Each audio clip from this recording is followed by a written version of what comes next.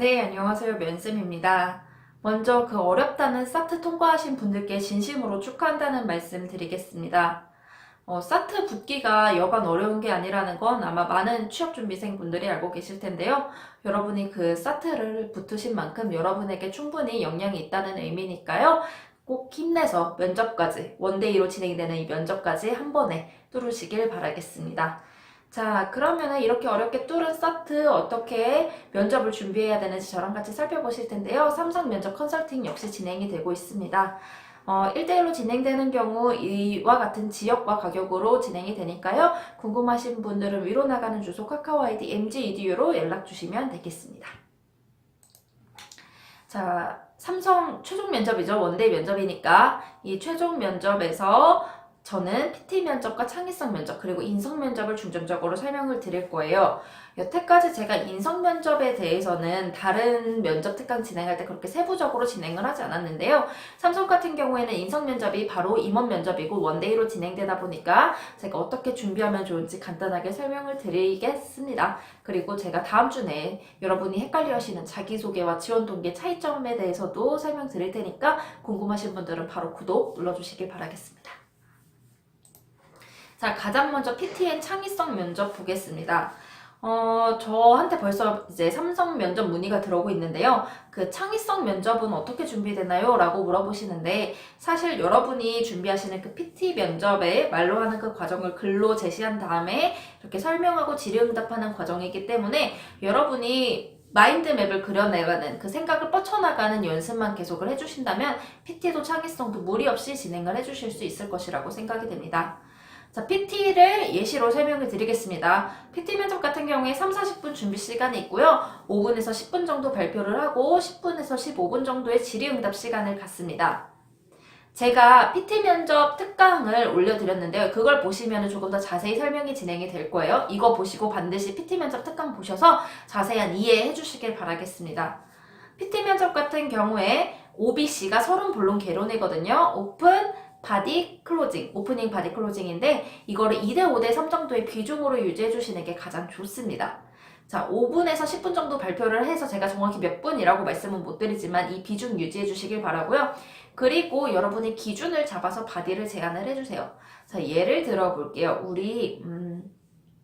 예를 들어 자동차별 보험에 관해서 PT를 한다고 한다면은 제가 다른 강의에서도 예를 들었지만 그냥 저는 자동차를 기준으로 잡아 설명을 하겠다. 가장 먼저는 자가용, 뭐 두 번째는 화물차, 세 번째는 대중교통을 위한 뭐 이런 식으로 기준을 잡아서 설명을 해주셔야 그 여러분의 PT의 뼈대가 뿌리가 잡히게 되는 거거든요.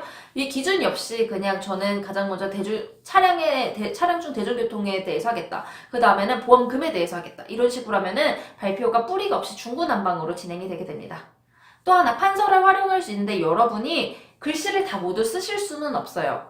그렇기 때문에 도식화해서 혹은 기준에서 마인드맵 여러분이 뻗쳐나갔던 것을 중점적으로 해야 돼요. 왜냐면 여러분이 진행을 하면서 면접관의 눈을 바라봐야 되거든요. 근데 제가 PT 면접 이제 1대1로 컨설팅을 진행하다 보면 가장 많이 나오는 실수가 글씨를 적느라 면접관하고 눈을 안 마주치세요. 근데 면접이니까 면접관과 눈을 마주쳐야 되거든요.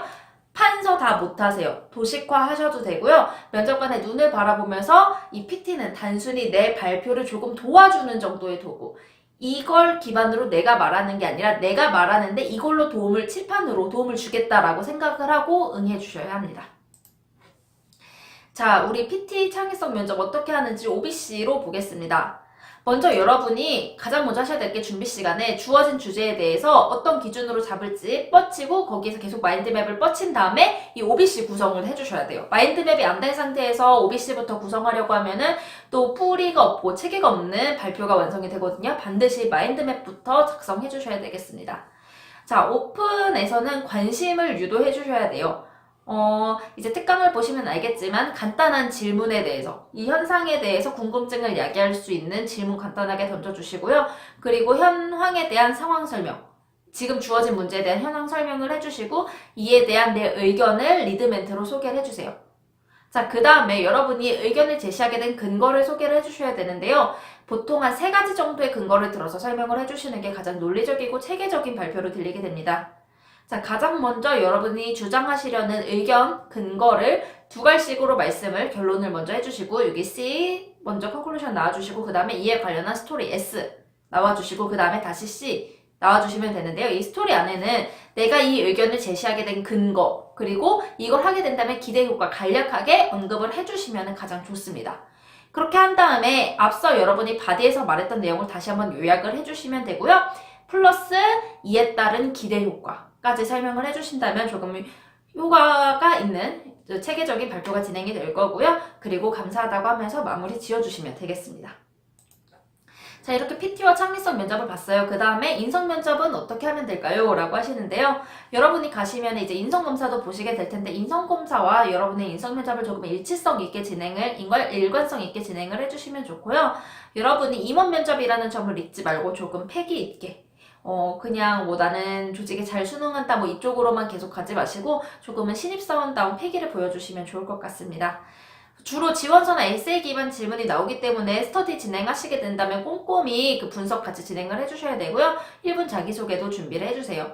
저는 어떠한 지원자다 라고 해주시고 내 경험이 어떻다. 그래서 삼성 이 계열사가 적합하다고 생각했다. 입사 후 이 순으로 자기소개 이어가 주시면 되고요.